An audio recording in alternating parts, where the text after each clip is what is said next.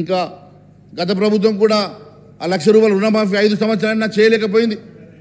మరి మీరు ఇంకా ఉన్నాయి, బ్యాలెన్స్ ఉన్నాయి సార్, బ్యాలెన్స్ ఉన్నాయి, చేయలేదు. ఏడాది లోపల చేస్తామన్నారు, 5 ఏళ్ళైనా చేయలేకపోయింది, ఇంకా బ్యాలెన్స్ ఉన్నది. అందుకే చెప్తున్నా.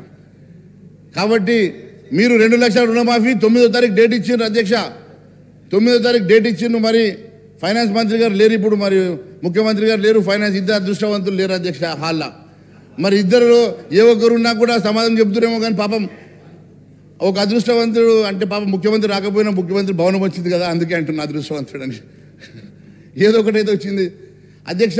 నేను ఒకటి అడుగుతా ఉన్నాను అధ్యక్ష, మీ ద్వారా గౌరవ ముఖ్యమంత్రి గారిని, గౌరవ ఉప ముఖ్యమంత్రి గారిని కూడా, మాకు ఇంకా సభ ఎన్ని రోజులు నడుస్తుందో తెలియదు కానీ నడిచేటువంటి సభలో మీరు సమకూర్చుకునేటువంటి సోర్సెస్ ఏమున్నాయి, ఏ రకంగా సమకూర్చుకొని మరి ఈ డెప్స్ని మీరు కంట్రోల్ చేయగలుగుతారు?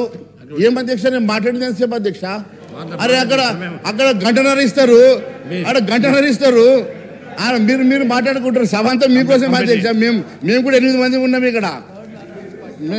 This is third largest party అధ్యక్ష, థర్డ్ లార్జెస్ట్ పార్టీ. మేము మళ్ళీ అక్కడ కూర్చుంటామే రేపు, డోంట్ వరీ. మా పార్టీ వచ్చి అక్కడ కూర్చుంటుంది రేపు. ప్రజెంటేషన్ల వల్లనో చర్చల వల్లనో కాదు అధ్యక్ష. ఖచ్చితంగా మరి మీరు ఇవ్వాల్సినటువంటి అన్ని హామీలు కూడా ఖచ్చితంగా నెరవేర్చే వరకు మేము ప్రజా గొంతుగా నిలబడతామని మరొకసారి తెలియజేసుకుంటూ, అంతేకాదు అధ్యక్ష, వీటితో పాటు ఇంకా చాలా ప్రజా సమస్యలు కూడా ఉన్నాయి అధ్యక్ష. ప్రజా సమస్యలు విస్మరించి ఒకవైపు రైతుల సమస్యలు ఉన్నాయి, రైతులది ప్యాడీ ప్రొక్యూర్మెంట్ జరుగుతూ ఉన్నది అధ్యక్ష. రైతుల ప్యాడీ ప్రొక్యూర్మెంట్ జరుగుతున్న దీంట్లో మీరు ₹500 బోనస్ ఇస్తామని చెప్పి మర్చిపోయారు అధ్యక్ష. మరి ₹500 బోనస్ గెలిచిన వెంటనే ₹500 బోనస్ ఇస్తామని చెప్పండి, డైరెక్షన్స్ ఇవ్వండి అయ్యా మంత్రి గారు. నో ప్రాబ్లం, నేను ఇంకా 5 నిమిషాలు ఎక్కువ మాట్లాడాను, 5 నిమిషాలు ఇవ్వండి సమయం. ఇప్పుడు వారి డైరెక్షన్ ఇస్తా ఉన్నారు కదా. మరి నేను ఒకటి అడుగుతా ఉన్నాను అధ్యక్ష, ₹500 బోనస్ గెలిచిన వెంటనే ఇస్తామన్నారు కదా. మరి ఇప్పుడు గెలిచి దాదాపు 2-3 వారాలు అవుతుంది, 3వ తారీఖే మీరు గెలిచారు. మరి ఈ రోజుకి 3 వారాలు అవుతున్నది. మరి ₹500 బోనస్ ఎప్పటికల్లా ఇస్తారు? మరి ఇప్పటికీ దాని గురించి క్లారిటీ లేదని చెప్పి నేను తెలియజేస్తా ఉన్నాను. మరి ఆ ₹15,000 కూడా కరెక్ట్ చెప్పామన్నా, అదే 15,000 సంగతి కూడా ₹15,000 ఇస్తామని చెప్పి కేవలం 10,000 ఇచ్చారు. మిగిలిన ₹10,000, మిగిలిన ₹5,000.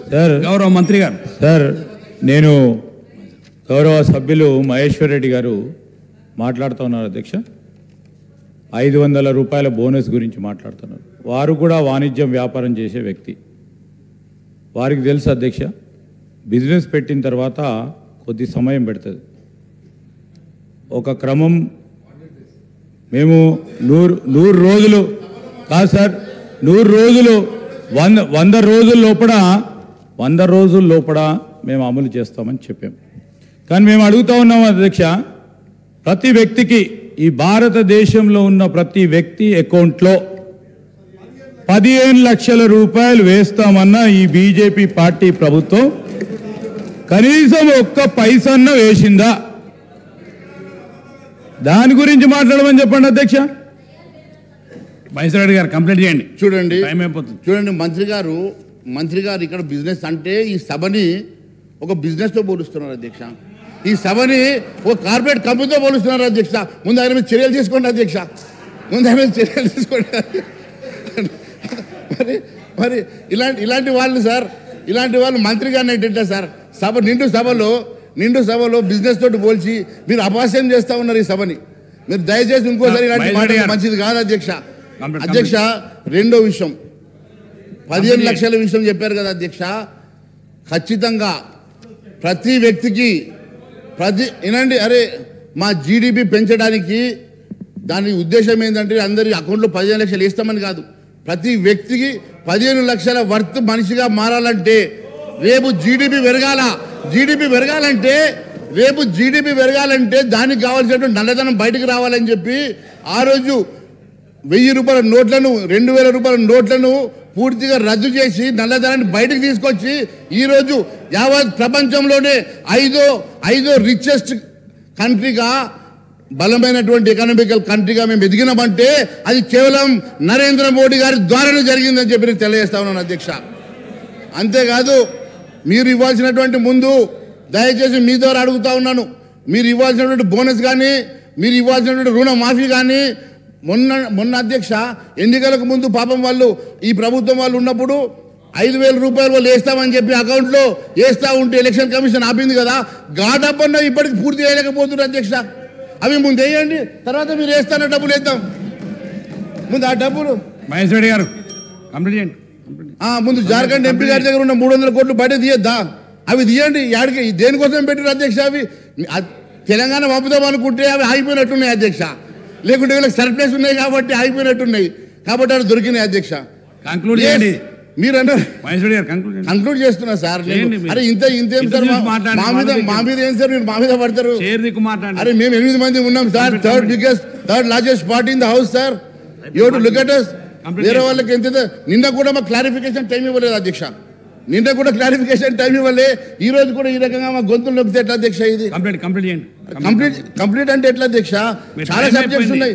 హరీష్ రావు గారు మాట్లాడే హెల్త్ మాట్లాడాలా, హరీష్ రావు గారు మాట్లాడినటువంటి ఎడ్యుకేషన్ మాట్లాడాలా, గతంలో నేను ఇచ్చిన ఛార్జ్ షీట్లు అన్ని ఉన్నాయి అధ్యక్ష, తీసుకొచ్చిన చాలా సందర్భాలు మాట్లాడుతున్నారు. అన్ని కూడా క్లారిఫికేషన్ ఇవ్వాలి కదా అధ్యక్ష.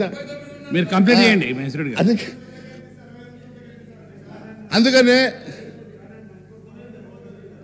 ఏంది టీ బ్రేక్ ఇచ్చాక మళ్ళీ మాట్లాడదాం, మీకు ఆగరైతే చెప్పండి, టీ బ్రేక్ ఇద్దాం మళ్ళీ మాట్లాడదాం. మాకేం పని లేదు అధ్యక్ష, రాత్రి 12 గంటల నాకు కూడా కూర్చోబట్టే మేము మాత్రం ఖచ్చితంగా మీరు చేర్చుకు మాట్లాడండి, మీరు కంక్లూడ్ చేయండి. సార్ నేను కంక్లూడ్ చేస్తున్నా సార్. నాకు టైం ఇవ్వాలి కదా సార్, వీళ్ళకి 1.5 hours ఇస్తారు, వీళ్ళకి 1 hour ఇస్తారు, వాళ్ళకి 2 గంటలు ఇస్తారు సార్. మాకు టైం ఇవ్వకుండా థర్డ్ లార్జెస్ట్ పార్టీ సార్, మీకు సరిపోయిన సమయం ఇచ్చిన కానీ కంప్లీట్ అయిపోయింది, ఇప్పటికీ ఎక్కువైపోయింది.